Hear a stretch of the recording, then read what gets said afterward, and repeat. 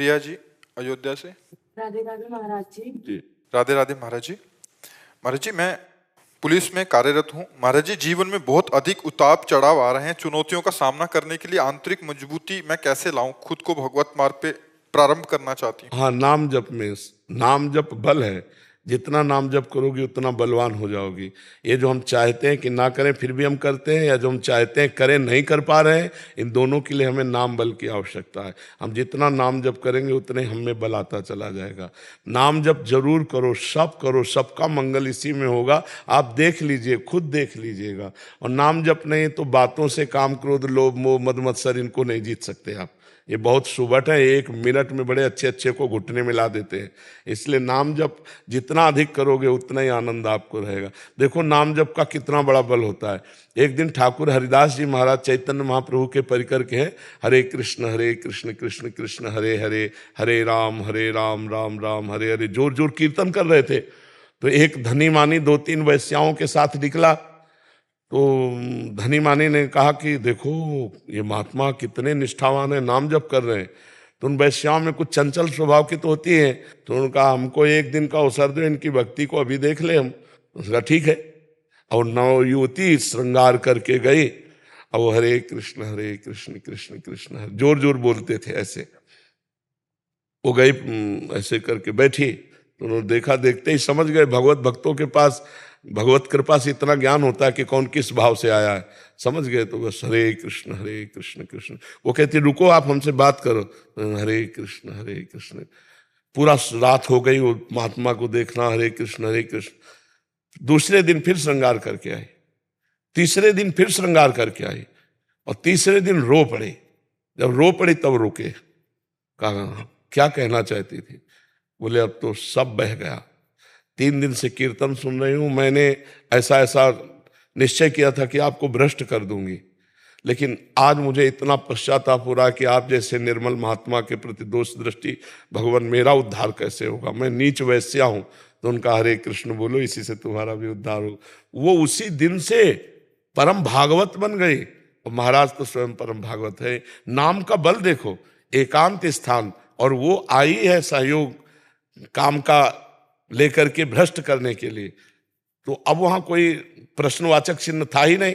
जवान साधु थे तो भ्रष्ट होने में कोई देर, लेकिन नाम में इतना सुख है कि भोग में अरुचि, और भोगासक्त वैश्या को भी भोगों से अरुच करा के वहां भागवत बना दिया। नाम में बड़ी सामर्थ्य है। आप नाम की सामर्थ्य को आश्चर्यचकित होकर मानोगे ही नहीं कि ऐसी कहां होती नाम में सामर्थ्य। एक केवल राम जी, भक्तमाल का चरित्र है। केवल राम जी, जिनको कुबा केवल राम जी कहते हैं, वो गरीब भगत थे। उनका स्वभाव था जहां वो संतों को देखते दौड़ पड़ते, चरण में प्रणाम करना, घर लाना, चरणोदक उतारना, और जो रूखा सूखा बने सो पवाना। तो जब संतों को आदर मिलता है तो दूसरे संतों से चर्चा करते हैं। तो एक अयोध्या से बड़ी भगवान श्री राम जी की मंडली संतों की उधर से गुजर रही थी। तो पूछा भाई केवल राम जी का घर कौन सा है? बड़े भगत हैं भाई यहाँ। तो केवल राम जी ने जब सुना संत मंडली आई, अरे आज तो नाच पड़े कि आज तो बहुत से संत, खूब आदर पूर्वक घर, पर खाने को नहीं। अब उन्होंने पत्नी से कहा कि गरीब आदमी थे, अब 1-2 संत हो तो कुछ बने, अब जहाँ 50 संत हैं। तो पत्नी से कहा अब क्या हो सकता है? भगवान आज इतनी बड़ी कृपा की कि इतनी संत मंडली हमारे घर आई, आज पवाने के लिए कुछ नहीं है। तब पत्नी से कहा तुम इनको बैठा लो, मैं कोई ना कोई उपाय करता हूं। तो गए, एक धनी मानी से बात की। तो लोग जब किसी को गरीब देखते हैं, असहाय देखते हैं, तो उसका दुरुपयोग भी कर बैठते हैं। अत्यंत आवश्यकता, वो बिल्कुल गिड़गिड़ा रहे थे कि आज हमारे अगर संतों का भोजन हो गया तो तुम कहोगे तो हम जीवन भर तुम्हारी गुलामी करेंगे, आज संत ना भूखे जाएं। तो उनका हमारे एक कुआं खोदवाना है, आप पति पत्नी कुआं खोद देना और हम जो कहोगे संतों को पवा देंगे।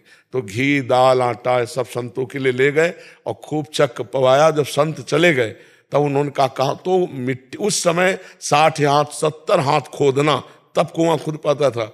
अब वो दोनों राम फावड़ा मारते, वो तसला में रखती राम, और उठा के ले, पति पत्नी दोनों भगत राम राम राम राम कहते हुए 40 हाथ खोद लिए। अब जे ही नीचे वो खोद रहे थे, ऊपर वो रस्सी से मिट्टी खींच रही थी, तो जो बालू वाली मिट्टी थी वो ऐसे धंस गई। पूरा कुआं बैठ गया। अब उनके बचने की तो कोई संभावना ही नहीं केवल राम जी के। लेकिन देखो संत सेवा और भगवान नाम का प्रभाव। अब पत्नी बहुत व्याकुल, तो सेठ घबरा गया। उसने कहा उस समय के हिसाब से कि हम आपको पूरे जीवन का खर्चा देंगे, आप मतलब विकल मत होइए, और देखो हमारा तो कोई दोष है नहीं, आपने कहा था, और अब कुआं में वो दब गए तो इसमें हमारा क्या। राजी करके पत्नी को कुछ संपत्ति खान पान दे करके निपटा दिया, और वो मिट्टी बराबर कर दी गई। 1 महीना बाद वहां से राजा का दल निकला, तो राजा के कान में सुनाई पड़ा राम राम राम। तो इतना आर्त भाव था कि वो तत्काल चकित हुए, मंत्री से कहा यहाँ ये आवाज कहाँ से आ रही। तो उस आवाज को खोजा गया, तो वहां जहां कुआं था ना, वहां से आवाज आ रही थी। बोले राम राम राम राम आवाज। बोले यहां से आ रही महाराज। पूछा यहाँ क्या हुआ था। बोले 1 महीना पहले केवल राम जी थे, बड़े भगत थे, वो सेठ के कहने से कुआं खोद रहे थे, तो मिट्टी धस गई, तो इसी में मर गए, तो हमें लगता है उनकी प्रेत आत्मा है, वो राम राम कहती। बोले नहीं, खुदवाओ इसको। अब वो राजा थे, राज सैनिकों के द्वारा देर न लगी, 1 दिन में खोद लिया गया। तो जहां केवल राम जी बैठे थे, उसके एक हाथ ऊपर से परत लग गई थी मिट्टी की, और वो गुफा में बैठे थे, और शीतल जल और सुंदर भोजन सामने रखा हुआ था। 1 महीना तक रोज भोजन, रोज पानी और रोज ऑक्सीजन भगवान दे रहे थे। तुरंत खोला गया, निकाला गया, तो अब उनकी तो महिमा प्रकाशित हो गई, बड़ा चरित्र लिखा। तो उनसे पूछा गया आपका जी नहीं घबराया, आपको परे। बोले जब मैं राम राम राम, तो मेरे राम जी आए और मेरे साथ बात करते थे, मुझे भोजन पवाते थे, मुझे जल पवाते थे, मैं बड़ी आराम से था। 1 महीना बड़े आराम से हमारा कट। सोचो जरा, ऊपर से पैक हो चुके हैं कि यहाँ घबराहट में प्राण निकल जाए। मान लो ऐसी कोई परिस्थिति भी हो जाए तो घबरा के मर जाए कि हमारी आवाज भी ऊपर नहीं पहुंच रही होगी, हम कब तक बंद रहेंगे, हाय हाय मच जाए। लेकिन राम राम राम राम राम। भगवान शिव ने जो हलाहल बीच समुद्र में निकला, रा कह के पी लिया और मां से बंद। राम नाम से नीलकंठ में, कंठ में एक जरा बूंद भी पानी का रोकना कठिन है।